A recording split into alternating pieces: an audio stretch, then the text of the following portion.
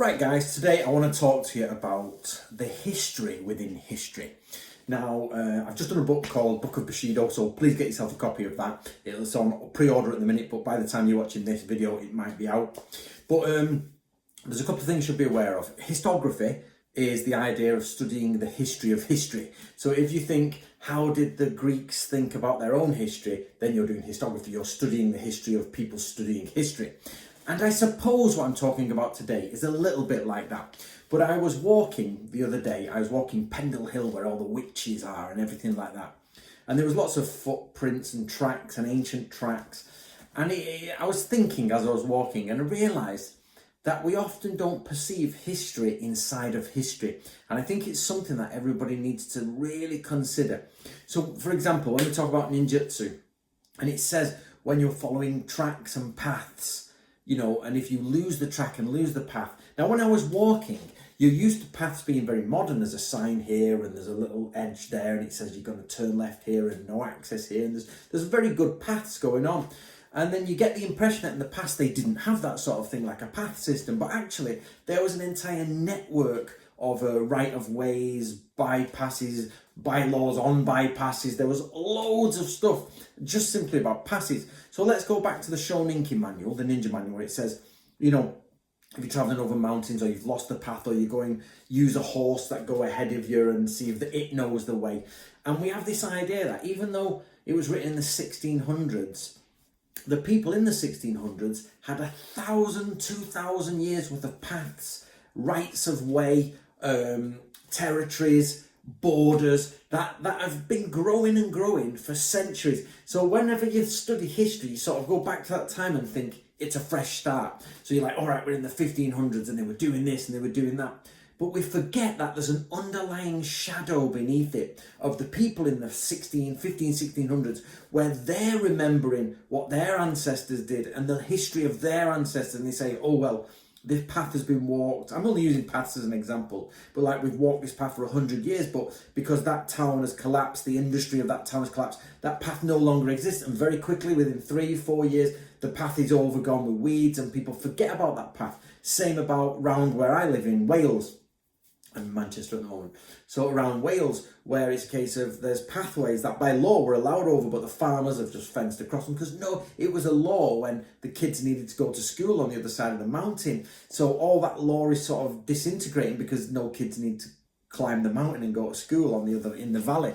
So all the workers who were working at the mill don't need to go to the mill anymore. It closed down 100 years ago, but the ancient trackway that allowed people to go to the mill since the 1700s is just literally overgrown with weeds now, and there's plenty of them in my area. So what we've got to think about when we think about history, especially with not especially, but in this channel we're talking about samurai, is that the samurai had their own understanding of history, but not only histography, like looking at how historians have looked at history, they themselves are like, there's a history in this land. To them, the world is, to them, their life is new. To us, their life is old. Do you know what I mean? They lived 400-500 years ago. So, you know, that's ancient, but when they were there and they were writing, they were brand new people, basically. And they're saying, oh, our grandfathers did this and our forebears did that, and this is the way of the land. So no matter where you go in the world, unless it's a total eradication of a people, like maybe when the Japanese invaded Korea, they just tried to get rid of everybody, then you start to have to say, what are the laws, rules of the land that they keep on board? So, of course, when the samurai are not at war, they've got their laws, their ancient codes, their ancient laws.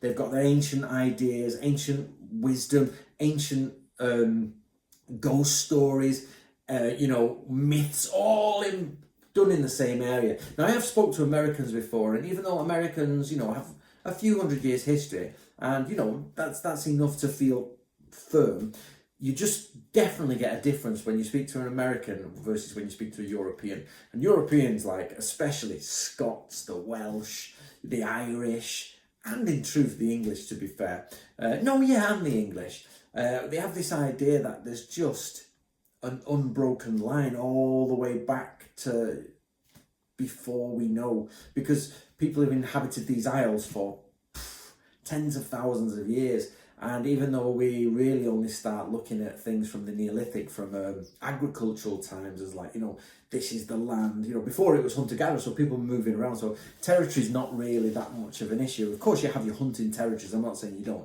but once agriculture comes in and you set down, it's like, it's like, these are my lands and these are and our ancestors. And they did something where they tested DNA of a local area on, I think, Cheddar Man, which is an ancient skull sort of body found. And there's a guy who still lives in the same area whose DNA related to Cheddar Man, showing that, it's like, I don't know, 40 cousins removed or whatever you get. But the point is that his family have been in that area. I've just been doing more of my family history. And we've tracked back at least to 1800s, 1780s here within a 3-mile area. I'm in Oldham at the minute with my mother. I'm at my mother's house, and we're doing the research. And of course, my dad's done his side of the research. And we know that for hundreds of years, where our family is interacting, who's married who, and this idea that it's on top of the ancients we don't know about, but we know they were here, on top of the ghost stories, the myths, the ancient bylaws. It's like you are cushioned on a bounciness of history. And it's the same for samurai. When I talk about in the Bushido, the book, it's like, it's not just like, haha, it's Bushido and I was invented in 1600. It's like, no, you don't. Very few cultures just spring up, superhero pose, and go, I'm invented now. There's so much that goes into the creation of a culture. But yet you do get new cultures start. Like, for example, now the modern culture, we're all now internet, and you can tell the people of today are disengaging from old culture. And that was very fast disengagement. But that's mainly because the world has changed through technology. So anyway, guys, there you go. Basically, a roundup is, when you think about samurai or knights or anything, or ancient fishermen or whatever, hunter-gatherers, everybody has their position inside the landscape of history. And that history is a massive part of their modern times. And for them, even if the history is totally incorrect, it's the makeup of their culture. It's the same as when you say for the English, people going about, Richard the Lionheart, it's actually French. He's a Norman Frenchman, basically, and he spoke French. He came to England occasionally after he was, outside Jerusalem shaking his sword at Saladin. You know what I mean? But it's like, the English. But even though it's slightly off, that's the mythos of the people. That's the foundation of English culture. So this is the same for Japanese people when they look back at China, and they're not unaware that there was immigration, and they're not, they do realize that China is like where most of their culture comes from, and they're not against that. They're like, yep, and China this and China that, and every 5 minutes China, because that makes up the history of their culture.